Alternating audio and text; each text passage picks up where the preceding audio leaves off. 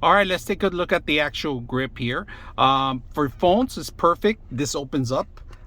It clips on here, if you guys can see that, just by pushing the button. Mimics any direction you want. It does a pretty good angle, forward, backwards. You could take it off. You could actually expand this if you want. The top expands, the bottom expands, and pretty much it goes backwards and forward anywhere you want. If you want to put your phone vertical or horizontal, you can do either or. I like this function. I like that the grip's easy. To set up, it's easy. It's just one screw pretty much, and you could tie the whole thing up. It's very simple up here in the back. If you guys can see, there's the actual screw that you tied in. That's pretty much it, and it handles really good on your any kind of mirror. I actually have if you guys can see, a navigation system, other electronics, and it grip pretty good in there. Now I use this a lot when I'm driving or getting directions. This is perfect if you're an Uber driver, Uber Eats, or you're just gonna need direction.